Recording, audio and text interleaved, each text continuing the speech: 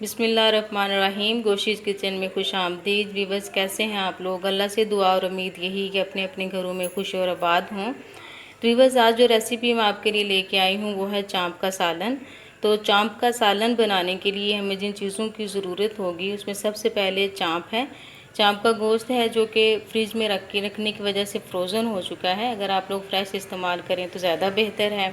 उसके अलावा जिन चीज़ों की ज़रूरत चाहिए होगी उसमें है प्याज, लहसुन, नमक, हल्दी, थोड़ा सा पानी इसमें चाहिए होगा। प्याज में थोड़ा सा ज़्यादा बनाऊंगी क्योंकि चाँप के सालन में ग्रेवी ज़रा अच्छी लगती है। तो चलिए शुरू करते हैं। बिस्मिल्लाहिर्रहमानिर्रहीम।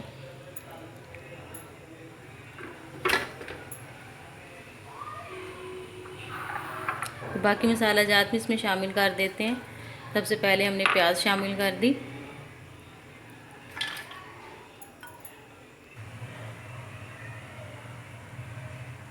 ये लहसुन शामिल कर दिया है। उसके साथ हम शामिल करेंगे नमक, शामिल करेंगे इसके साथ 1 चम्मच के करीब मैंने नमक शामिल किया है क्योंकि ये मटन है तो मटन में थोड़ा नमक ऑलरेडी होता है।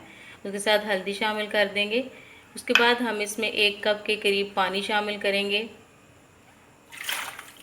मेरा फ्रोज़न है गोश्त इसलिए मैं कम पानी इस्तेमाल करूँगी क्योंकि जो ही गोश्त मेल्ट होगा तो ये खुद भी पानी छोड़ेगा। ठीक है, उसके बाद मैं ढक्कन लगा देती हूँ इसे और 10 मिनट के लिए मैं इसे पकाऊँगी। फिर दिखाते हैं कैसा बना है। 10 मिनट तक प्रेशर लगाने के बाद देखिए हमारा गोश्त जो है वो अच्छी तरह से गल चुका है। मैं आपको चेक करके दिखाती हूँ।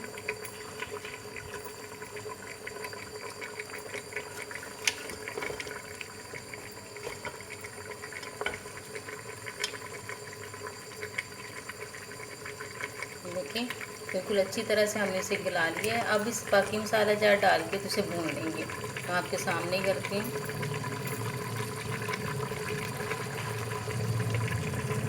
सबसे पहले हम इसमें डालेंगे नमक। नमक हमने जब उबालने के लिए रखा था तब इसमें शामिल किया था 1 चम्मच के करीब, और 1 चम्मच मैं और शामिल करूँगी।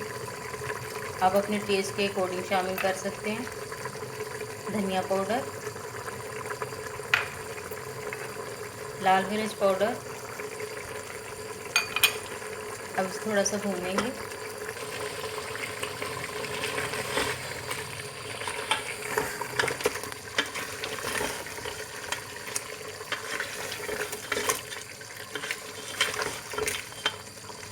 मैंने जिस प्रेशर में लगाया था उसी में से कुक कर रही हूँ। अगर आप चाहें तो आप दूसरा बर्तन भी यूज़ कर सकते हैं।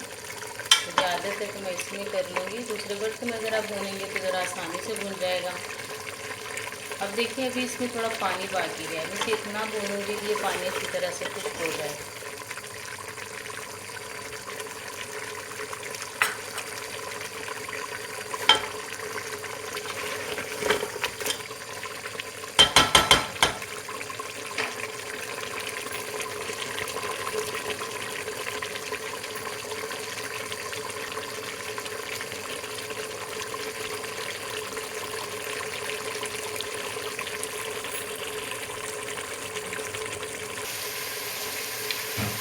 पाँच मिनट मुसलसल भूनने के बाद ये देखें हमारा गोश्त जो है वो घी छोड़ चुका है। देखें माशाल्लाह बड़ा अच्छा इसका कलर भी आ गया। अब इस स्टेज के ऊपर हम इसमें दही शामिल कर देंगे। अब अपनी मर्ज़ी से ग्रेवी कम या ज़्यादा बना सकते हैं। हम ज़रा खुशक सा बनाएंगे क्योंकि चाँपें जो हैं वो ज़्यादा ड्राई ही अच्छी लगती हैं।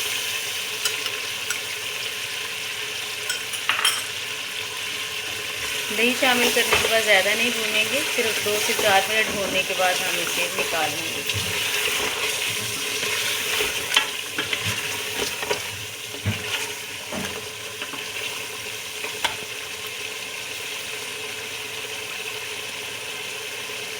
अच्छी तरह से हिला देते हैं।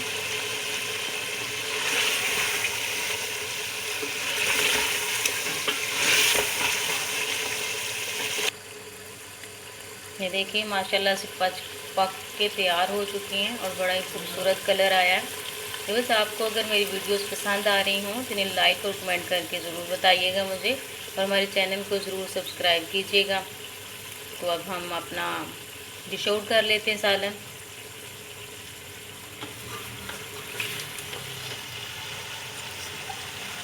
बिस्मिल्लाहिर्रहमानिर्रहीम।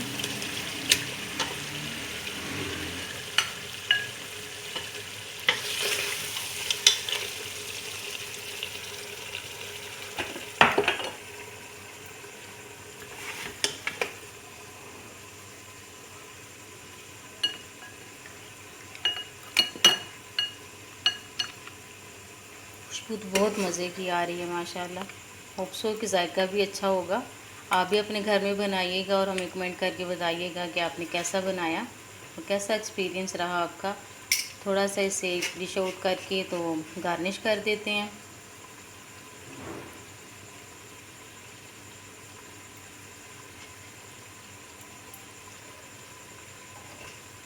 हमारी वीडियो देखने के लिए बहुत बहुत शुक्रिया। अपना बहुत ख्याल रखिएगा और दुआओं में याद रखिएगा। अल्लाह हाफिज़।